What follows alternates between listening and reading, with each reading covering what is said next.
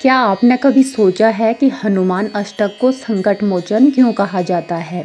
ऐसा क्या है इन 8 पदों में कि लोग कहते हैं जहाँ कोई रास्ता ना दिखे वहाँ हनुमान अष्टक रास्ता बना देता है।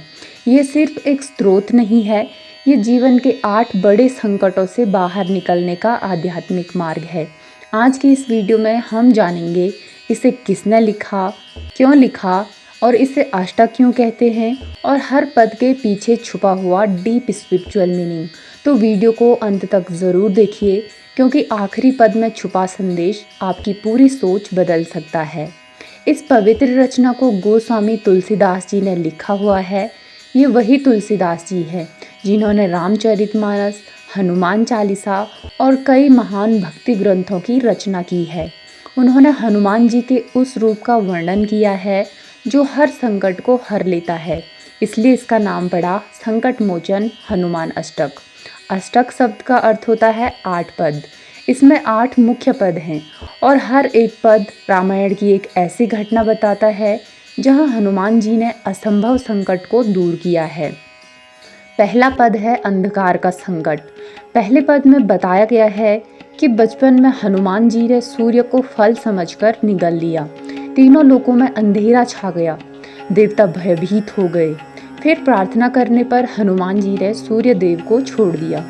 इस पद का हिडन मीनिंग है जब जीवन में अंधकार छा जाए तब दिव्य शक्ति ही प्रकाश देती है। दूसरा पद है भय का संकट। दूसरे पद में सुग्रीव बाली के डर से पर्वत पर छिपे हुए हैं और उन्हें कोई रास्ता नहीं दिखता है।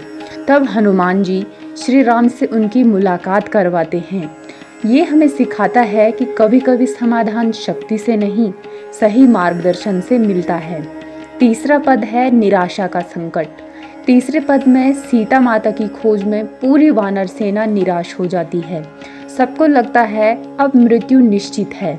तब हनुमान जी समुद्र पार करके सीता माता का पता लगाते हैं और ये पद हमें संदेश देता है कि जहाँ सब हार मान ले वहीं विश्वास चमत्कार करता है।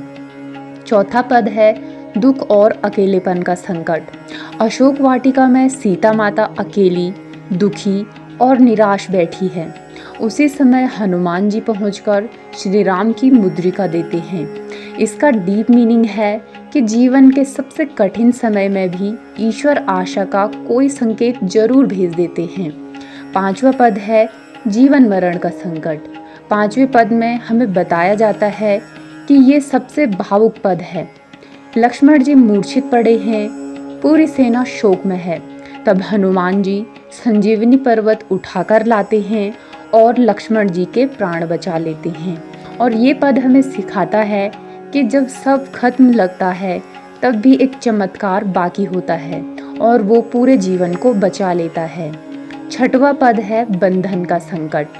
युद्ध में राम और पूरी सेना नागपाश में बंध जाती है। सब हेल्पलेस हो जाते हैं। तब हनुमान जी गरुड़ जी को लेकर सबको मुक्त करवा देते हैं और इसका हिडन मीनिंग है कि जीवन के बंधन सिर्फ बाहरी नहीं हैं, ये मानसिक भी होते हैं और भक्ति उनको भी काट देती है। सातवां पद है गहरे अंधकार का संकट। जब अहिरावण राम और लक्ष्मण जी को पाताल ले जाता है तो ये सबसे अंधकार का संकेत होता है, सबसे गहरा अंधकार होता है इस समय। लेकिन हनुमान जी वहाँ भी पहुँच जाते हैं और अहिरावण का वध करते हैं और प्रभु राम और लक्ष्मण जी को वापस लाते हैं। और ये पद हमें ये सिखाता है कि कोई भी डार्कनेस इतनी गहरी नहीं है कि हनुमान जी की कृपा वहाँ न पहुँच सके। हनुमान जी हर उस जगह से आपको छुड़ा देंगे जहाँ से आपका छुड़ना नामुमकिन है। आठवां पद है हमारी प्रार्थना। आखिरी पद में भक्त कहता है, हे प्रभु, आपने देवताओं के बड़े बड़े संकट दूर किए तो मेरे दुख भी दूर कर दीजिए। और यही इस अष्टक का संपूर्ण सार है, पूर्ण समर्पण।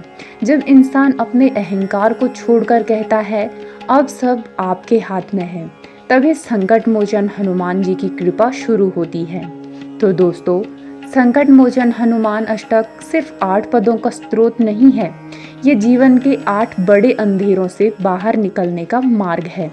पहला भय, दूसरा निराशा, तीसरा अकेलापन, चौथा बीमारी, पांचवा बंधन, छठवा असफलता, सातवां अंधकार और आठवां असहायता। अगर आप भी किसी कठिन दौर से गुजर रहे हैं तो श्रद्धा से इसका पाठ कीजिए और विश्वास रखिए, जहाँ इंसान हार जाता है वहाँ से हनुमान जी शुरुआत करते हैं। जय श्री राम, जय जय बजरंगबली।